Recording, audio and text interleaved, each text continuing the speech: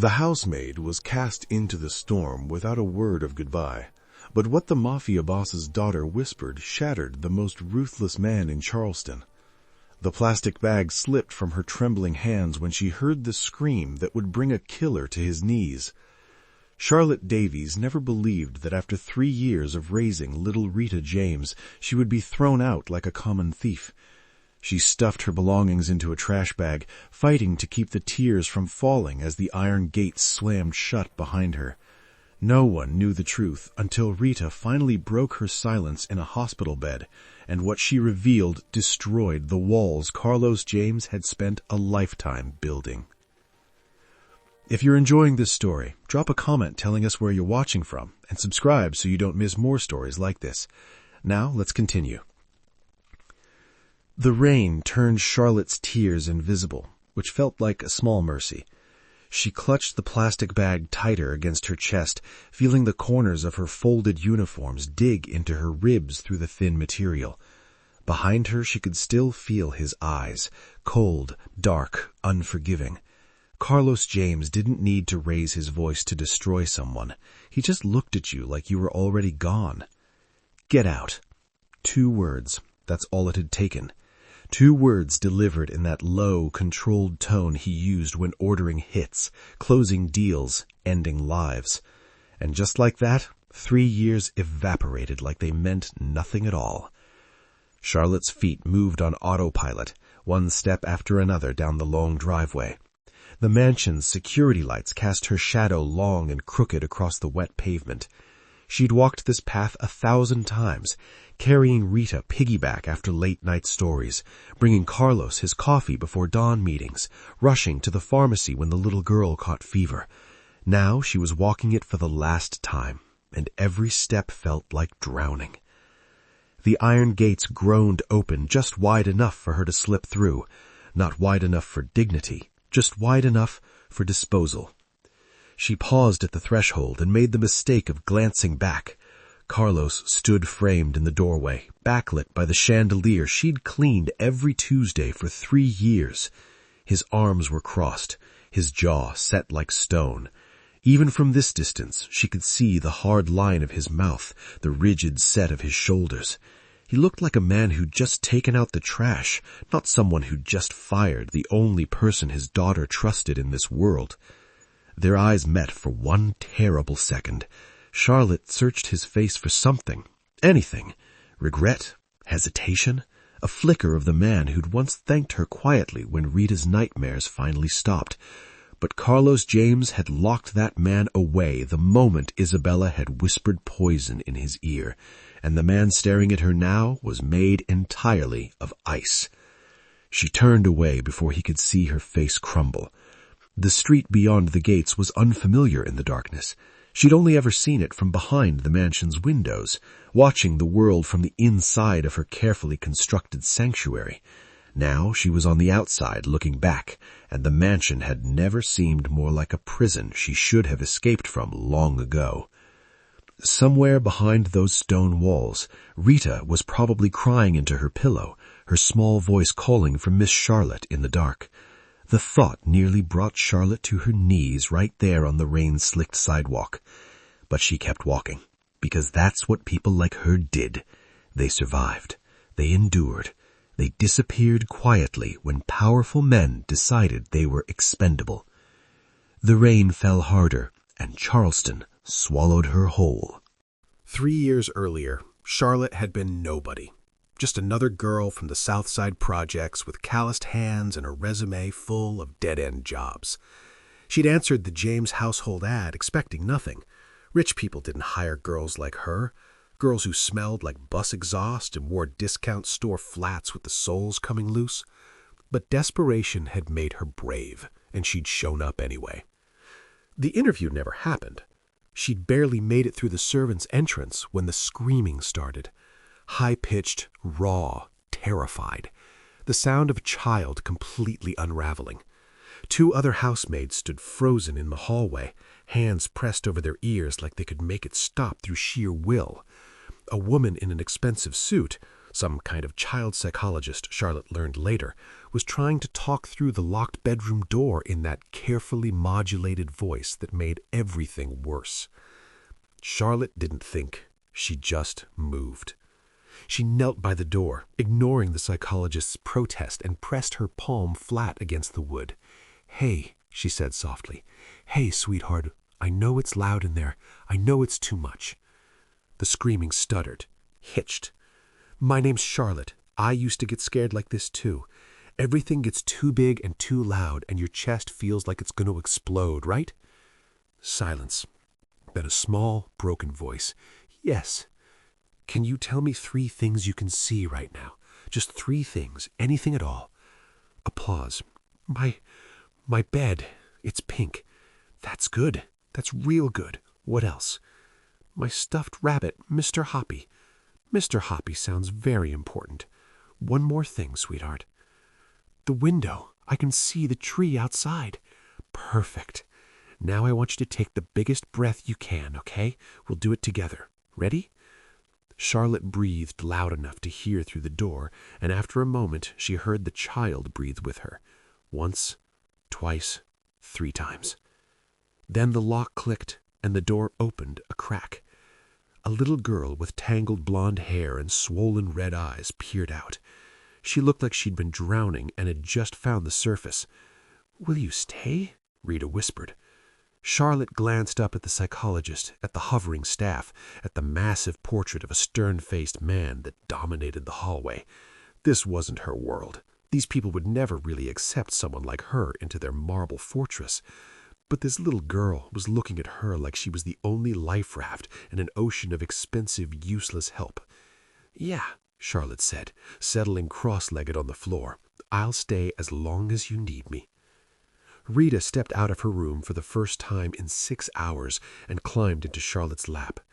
Just like that, without knowing it, Charlotte had become irreplaceable. When Carlos James returned from his business trip that night and found his daughter finally sleeping peacefully, he'd stood in the doorway watching Charlotte keep vigil in the chair beside Rita's bed. He didn't smile. Men like him had forgotten how, but something shifted behind his eyes. "You're hired," he'd said quietly. "Whatever it takes to keep her like this." It was the last time he'd looked at her with something resembling gratitude. The first crack in Carlos James's armor came on a Tuesday morning at 5:30, when he found Charlotte in the kitchen making coffee in the dark. She'd frozen like a deer in headlights, spatula still in hand, pancake batter on the counter. He never came down this early. He had people who brought him things, people who stayed invisible. "I couldn't sleep," she'd stammered. "Rita wanted pancakes for breakfast, so I thought I'd—" "Make me one too." Just like that, no explanation. He'd sat at the kitchen island where staff weren't even supposed to look at him directly, and watched her cook while dawn crept through the windows. They didn't talk, but the silence wasn't hostile. It was something else, something that felt dangerous in a completely different way. After that, it kept happening. Small moments that had no business existing between a Mafia boss and his daughter's nanny. Charlotte would be carrying laundry past his study, and he'd look up from his paperwork. Their eyes would meet, hold. Then she'd hurry past, heart hammering, telling herself it meant nothing. He started taking his coffee in the garden when he knew she'd be out there with Rita. He'd sit on the far bench, pretending to read contracts while Rita chased butterflies and Charlotte braided flower crowns. Once, Rita had run over and draped a crown on his head, and Charlotte had bitten her lip to keep from laughing. For just a second, one perfect, reckless second, he'd smiled, a real smile, the kind that made him look like someone who'd forgotten he was supposed to be terrifying. "It suits you," Charlotte had said before she could stop herself. "Don't get used to it," he'd replied, but his voice was warm instead of cold. The dangerous part was the hallway, the long corridor between Rita's room and the master suite, where they'd pass each other late at night. Charlotte would be coming from tucking Rita in. Carlos would be heading to bed after hours of whatever dark business kept him up. They'd slow down when they saw each other, every single time. "She's asleep," Charlotte would whisper. "Good," he'd answer, but he wouldn't move. Neither would she. Once his hand had brushed hers as they stood there, barely a touch. It could have been an accident. But the way his breath caught, the way her pulse jumped, they both knew it wasn't. "Charlotte," he'd said, her name rough in his throat. "Mr. James," she'd whispered back, even though by then he'd asked her a dozen times to call him Carlos. "This can't—" "I know." But neither of them had moved away. That's when Isabella Vane had appeared at the end of the hallway, her heels clicking like a countdown.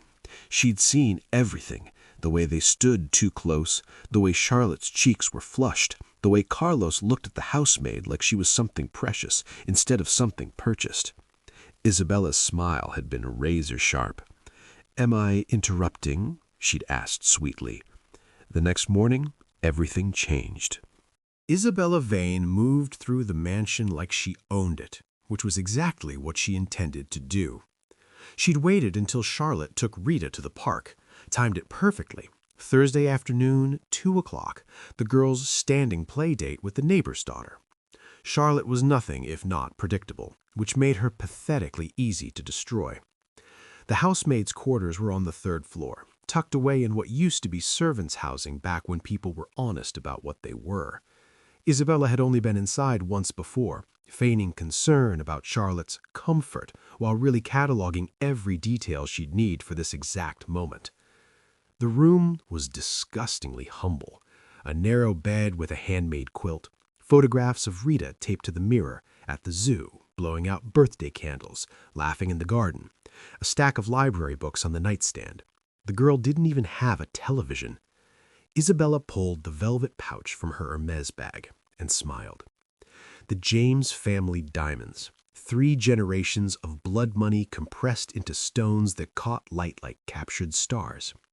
Carlos kept them in his private safe, showed them to business associates who needed reminding of his legacy.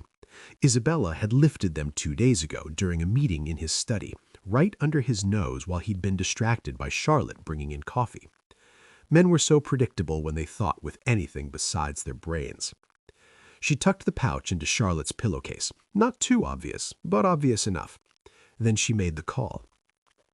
"Carlos, darling, I need to speak with you. It's about Charlotte. I saw something. I didn't want to believe it, but could you meet me at the house? Now?" 20 minutes later, Carlos stood in his study with Isabella perched on the edge of his desk, her hand on his arm like she was steadying him. "I feel terrible even saying this, but I saw her coming out of your private quarters yesterday when you were in the city, and today I noticed the safe was open just a crack."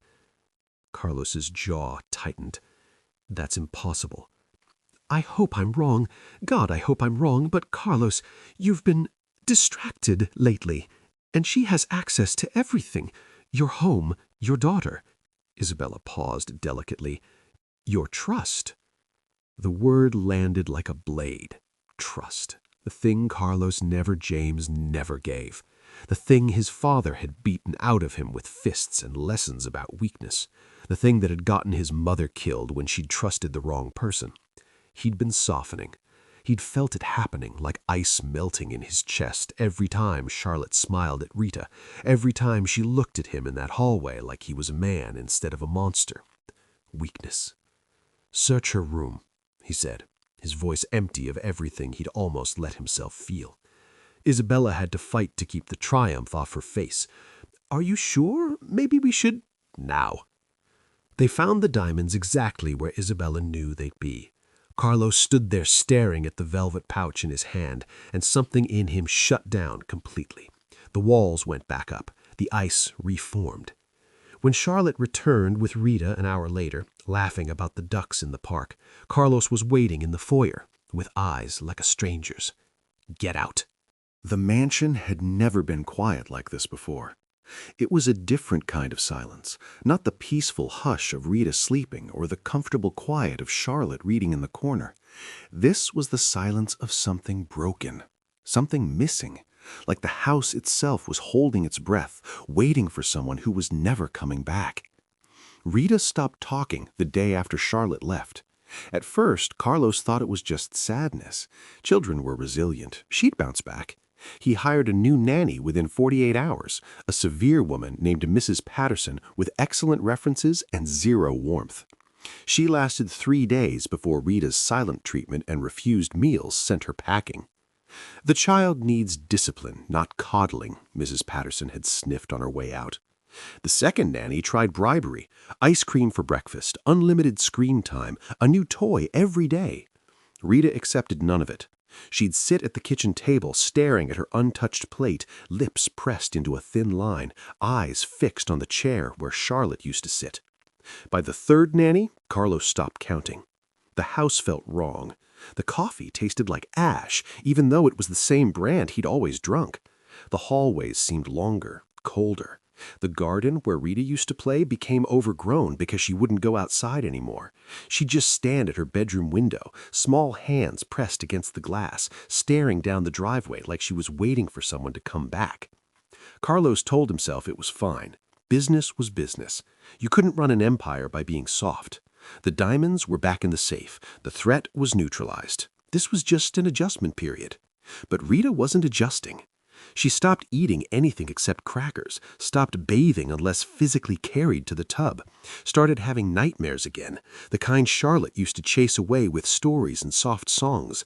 Now she'd wake up screaming, and when Carlos rushed in, she'd look at him like he was the monster from her dreams. Maybe he was. The staff walked on eggshells. Dinner was served in silence. Breakfast was a battle. The elaborate meals Carlos's chef prepared went straight to the trash because Rita wouldn't touch them. She lost weight. Her clothes hung loose. The light in her eyes had gone out completely. She needs to see a doctor, the third nanny ventured carefully. This isn't normal grieving. She's fine, Carlos snapped, even though he could see his daughter disappearing right in front of him. At night, he'd stand outside Rita's door and listen to her cry. Soft, hopeless sounds that cut deeper than any knife. Sometimes she'd whisper into the darkness, "Miss Charlotte, please come back, please."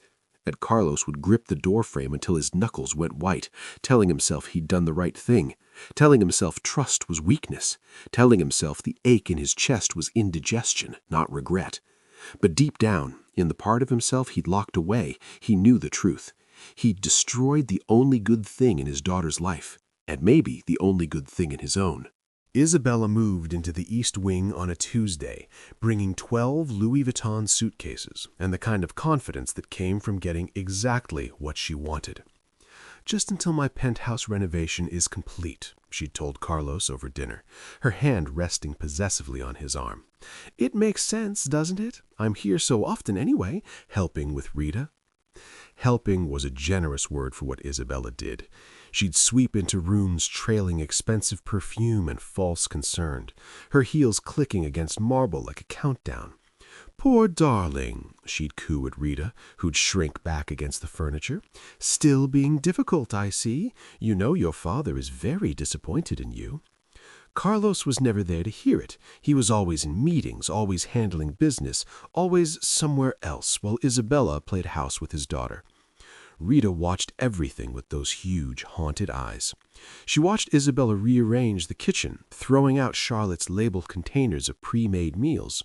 "We don't need this amateur nonsense anymore," Isabella had announced to the chef. "I'll be overseeing the menu from now on." She watched Isabella redecorate the living room, removing the handmade drawings Rita and Charlotte had framed together. "These are childish," Isabella said, tossing them in the trash. "We need sophistication." She watched Isabella sit in Charlotte's chair at breakfast, coffee cup held delicately, smiling at Carlos like she'd won something. But mostly, Rita watched what happened when no one else was looking. Like the day Isabella found Rita sitting on the floor of her room, holding Mr. Hoppy and humming the song Charlotte used to sing. Isabella had stood in the doorway, arms crossed, face twisted into something ugly. "You need to stop this ridiculous mourning. She was the help she stole from your family, and if you keep acting like this, your father will send you away to boarding school. Is that what you want?" Rita had pressed Mr. Hoppy tighter to her chest, saying nothing. "Answer me when I'm speaking to you, you ungrateful little—" But then footsteps in the hallway, and Isabella's face had transformed instantly into sugary sweetness. "There you are, sweetheart. I was just checking if you needed anything." Rita learned quickly. Isabella had two faces. The one she showed Carlos, helpful, concerned, the perfect partner for a man who needed someone as ruthless as himself. And the one she showed Rita, cold, impatient, cruel in small ways that left no marks. The threats were always whispered, the pinches always hidden under long sleeves, the food accidentally served too hot, the deliberate ignoring when Rita needed something. One night, Rita watched through the crack in her door as Isabella stood in the hallway on her phone, voice low and sharp. "He's almost ready. Another week, maybe 2, and he'll propose. The girl is the only problem, but she's destroying herself anyway. Once she's out of the picture, boarding school, institution, whatever, the Jane's fortune is as good as mine." Rita's small hands clenched around Mr. Hoppy. She'd been silent for weeks, but she wasn't deaf. She wasn't blind, and she wasn't stupid. She knew exactly who'd put those diamonds in Charlotte's room. She'd seen everything. Rita had been looking for her ballet shoes. That's all it was, a simple thing. Charlotte had promised to sew new ribbons on them that afternoon, and Rita wanted to find them before their park trip. She'd slipped into Charlotte's room, she was always allowed in Charlotte's room, and opened the closet to check if they'd gotten mixed up with the laundry. That's when she'd heard the footsteps, expensive heels on hardwood. Rita knew that sound. Isabella. And Isabella never came to the servants' quarters unless Daddy was with her. Rita had frozen, still crouched in the closet, and something instinctive, some animal sense of danger made her stay hidden. She'd pulled the door almost closed, leaving just a crack to see through. Isabella had entered like she owned the place, her face twisted in concentration. No sweetness, no fake smiles, just cold calculation as she'd pulled something from her designer bag. A velvet pouch, the one Daddy kept in his safe. Rita had watched, barely breathing, as Isabella tucked it into Charlotte's pillowcase, watched her smooth the covers back, watched her pull out her phone and dial, her voice suddenly trembling and false. "Carlos, darling, I need to speak with you. It's about Charlotte." Rita had stayed in that closet for 20 minutes after Isabella left, her heart pounding so hard she thought it would break through her ribs. She'd understood enough. The bad lady was trying to hurt Miss Charlotte. The bad lady was lying. But Rita was 7 years old, and Isabella had those scary eyes. And when Rita had finally crept out of the closet and run to find Charlotte, it was already too late. Daddy was already in the foyer with that terrible look on his face. Charlotte was already holding that plastic bag with tears running down her cheeks. "Daddy, wait!" Rita had started. But Isabella had appeared behind her, hand gripping Rita's shoulder hard enough to bruise. "Sweetheart, why don't you go to your room? This is grown-up business." And when Rita had opened her mouth to scream the truth, Isabella had leaned down and whispered in her ear, "If you say anything, I'll make sure your father sends Charlotte to prison. They do terrible things to thieves in prison. Is that what you want?" So Rita had stayed silent. Every day since, the secret had lived inside her like a stone in her stomach, getting heavier, making it impossible to eat, to sleep, to speak. She'd tried to tell Daddy with her eyes, with her silence, with the way she refused everything Isabella touched. But he didn't see. He never saw. The truth had trapped itself inside her, and Rita didn't know how to let it out. She'd tried writing it down once, but her hands had shaken so badly the letters came out wrong. She'd tried drawing a picture, but how do you draw betrayal? How do you draw lies? So she'd stayed quiet, and the silence had become a cage, and Rita had disappeared inside it. Until the night, everything broke. Rita collapsed during dinner on a Thursday night, exactly 3 weeks after Charlotte left. One moment she was sitting at the table, pushing pasta around her plate, while Isabella prattled on about redecorating the study. The next, she swayed in her chair, eyes rolling back, and crumpled to the floor like a puppet with cut strings. Carlos had never moved faster in his life. "Rita!" He was on his knees beside her, gathering her small body against his chest. She was burning up, her skin hot enough to scald. Call an ambulance, now! But Isabella was already on her phone, voice crisp and efficient. No need for dramatics. I'll have my private physician here in 10 minutes. It's just a fever, Carlos. Children get them all the time. She's unconscious. She's being manipulative. This is what happens when you don't discipline. Carlos's look could have killed.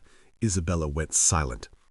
The doctor arrived, examined Rita in her bedroom while Carlos paced the hallway like a caged animal. Stress-induced fever, the doctor said, severe malnutrition, depression. The child's body was shutting down because her mind had already given up. She needs hospitalization, the doctor said firmly. Her vitals are concerning. And Mr. James, I have to ask, has there been recent trauma, significant loss? This level of psychological distress doesn't come from nowhere. Carlos couldn't answer. His throat had closed around words he didn't want to speak.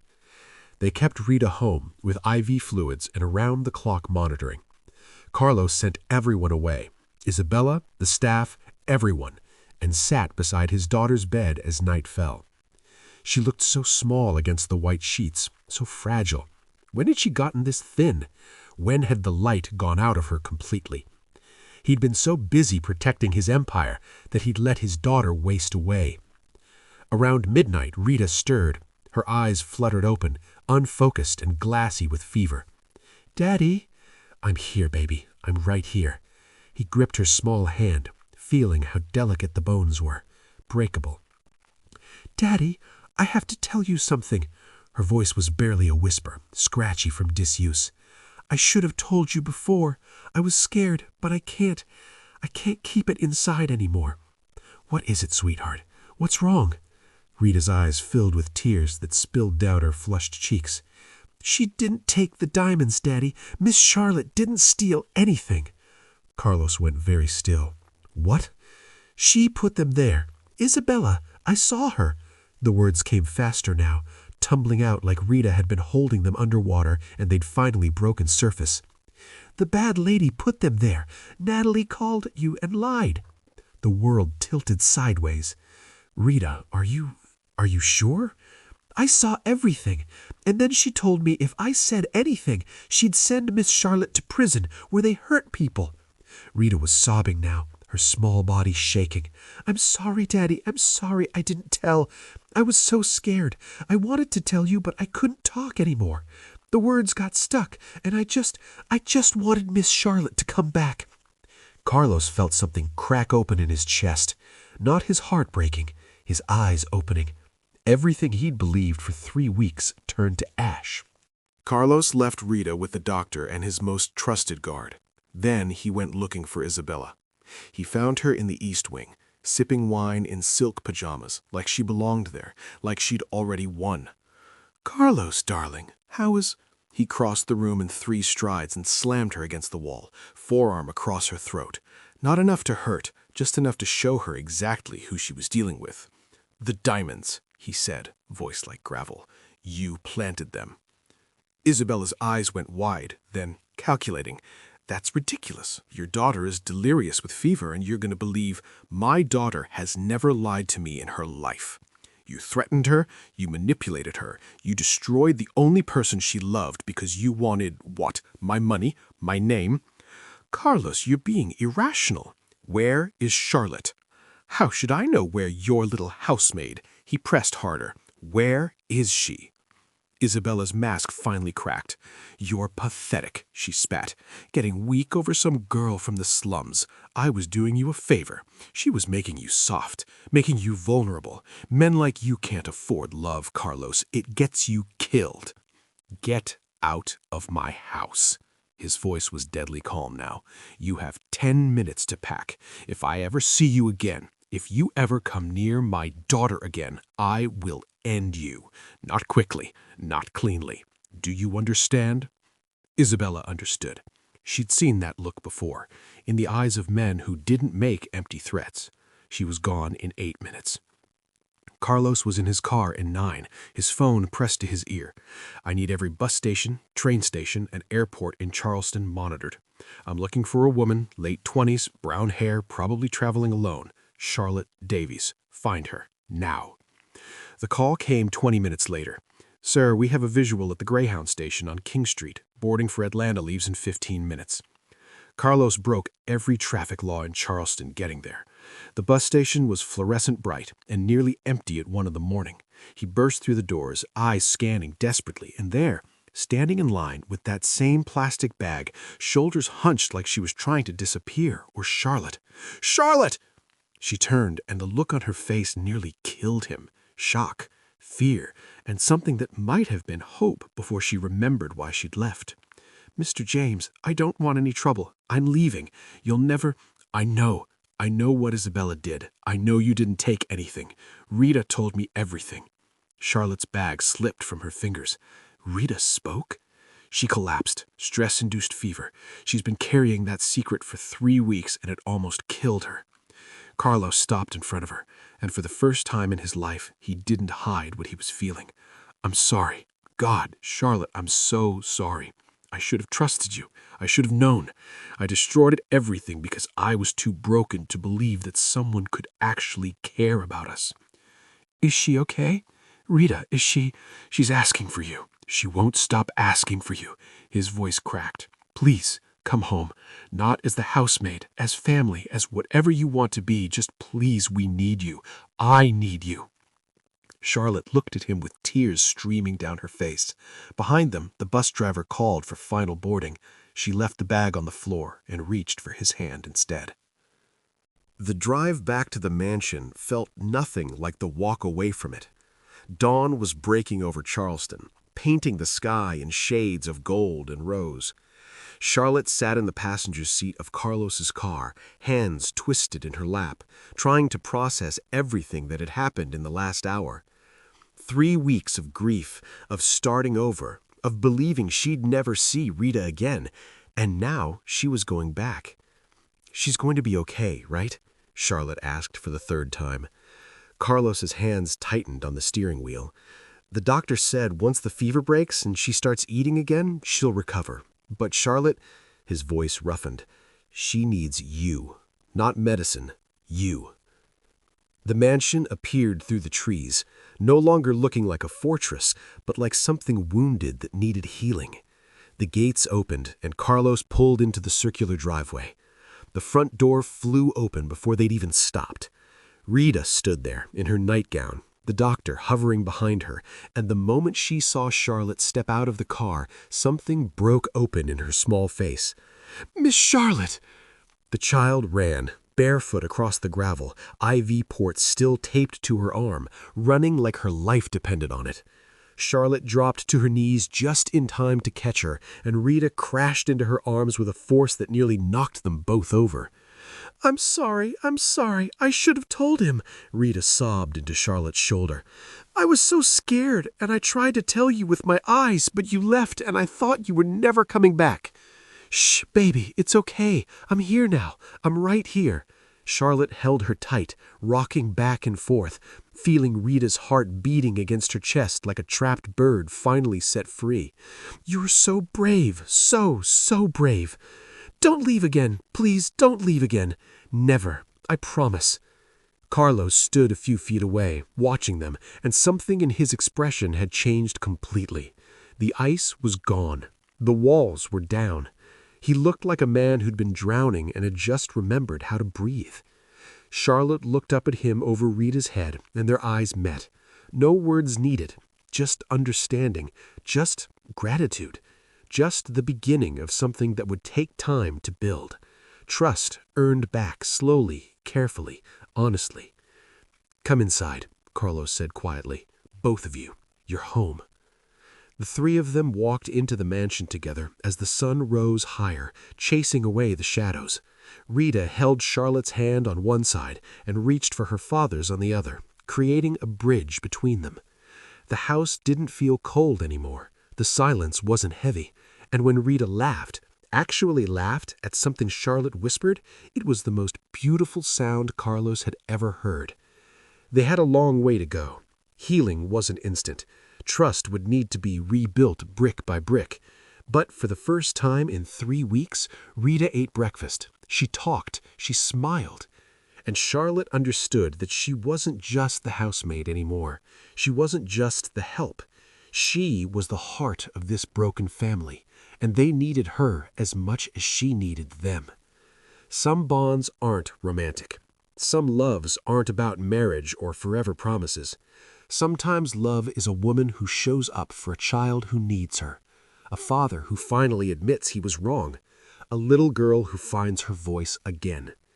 Rita fell asleep that night in her own bed, with Charlotte sitting in the chair beside her and Mr. Hoppy tucked under her arm. "Miss Charlotte?" murmured Rita, half asleep. "Yeah, sweetheart? We're a family now, right? A real one?" Charlotte brushed the hair back from Rita's forehead and smiled. "Yeah, baby, we're a family. A real one." And somewhere down the hall, Carlos James sat in his study and finally understood what he'd been protecting all along. Not an empire, not a fortune, a home. If this story touched your heart, don't forget to like, comment where you're watching from, and subscribe for more emotional stories like this one. Share this with someone who needs to remember that family isn't always about blood. Sometimes it's about who shows up when it matters most.